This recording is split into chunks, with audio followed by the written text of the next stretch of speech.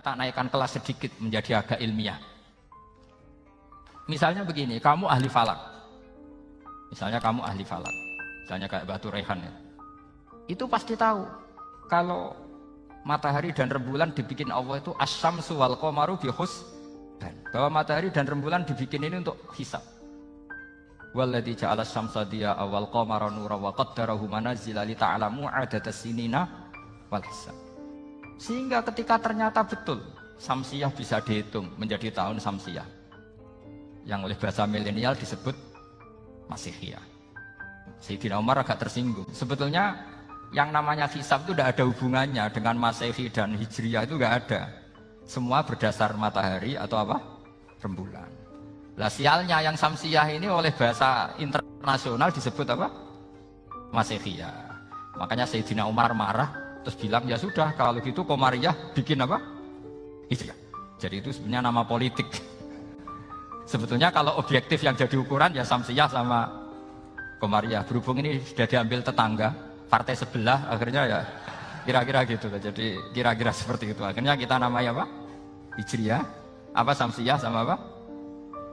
Hijriyah. Sebetulnya yang asli ya Samsiyah, Qamariyah. Tapi nggak apa-apa lah. Dunia itu mesti ada politiknya.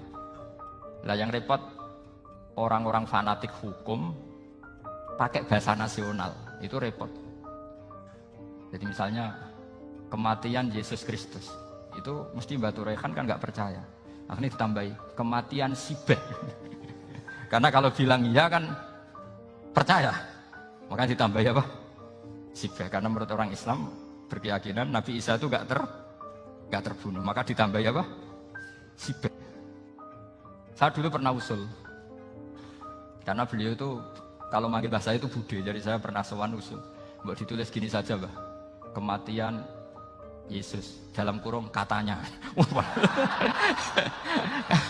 Tapi mungkin terlalu vulgar ya, jadi akhirnya dibikin apa? Sibeh. Di kalender Kudus kan apa? Sibeh ya, ditambahi Sibeh. Ya nggak apa-apa lah, yang penting keyakinannya masih benar gitu. Jadi masih benar. Kalau usulan saya terlalu ekstrim, maka dikasih apa? Katanya. Ya karena memang begitu kan, kita berkeyakinan Nabi Isa itu gak terbunuh. Wa ma qataluhu wa ma sholabuhu walakin syubbihalahu. Jadi ini saya teruskan ya. Ini paling masih berapa jam ini. Kalau kelamaan sampai dolim itu ganggu kiai lama-lama. Saya tadi sudah bilang sama panitia, orang Indonesia itu gak sopan. Kalau suka kiai itu didatangkan, itu agak masalah sebetulnya. Dalam etika itu masalah. Kalau seneng kiai ya sowan ngaji, jangan sowan di dalam, itu ganggu ya, sowan ngaji saja. Dulu Imam Malik itu anaknya raja itu, Imam Malik itu seangkatan dengan Harun Ar-Rasyid. Makanya jangan berharap kalau saya gampang diundang. Bukan karena saya sombong, memang etikanya seperti itu. Jadi Imam Malik diminta datang ke istana untuk ngajar anak-anaknya Harun apa?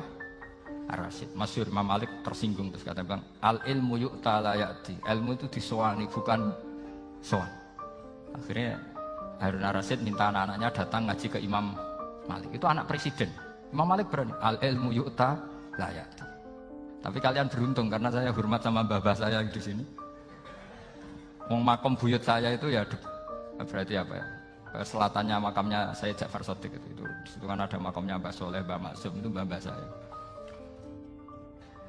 Nah, makanya dulu saya ngaji di sini lama di Damaran itu. Maksudnya lama itu ya mungkin setahun. Karena saya memang mulai kecil di Sarang, sampai sekarang saya masih ngajar di Sarang. Tapi dulu cukup ya, karena saya kesini sudah hafal Quran, jadi hanya setor setiap hari satu juz, jadi cepat. Saya tidak punya masalah ingatan, alhamdulillah, jadi cepat hafal. Saya terangkan lagi ya, ini penting ya, masalah mukjizatnya Quran. Selama ini orang tuh mau bilang tok, mukjizatnya Quran itu dahsyat, tapi nggak bisa menerangkan. Itu masalah. Makanya kita harus bisa menerangkan mukjizatnya Quran dahsyat itu apanya. Yaitu tadi, tongkatnya Nabi Musa hanya disaksikan oleh orang yang di era itu. Toh tujuannya mukjizat adalah diakui kemudian orang menjadi iman.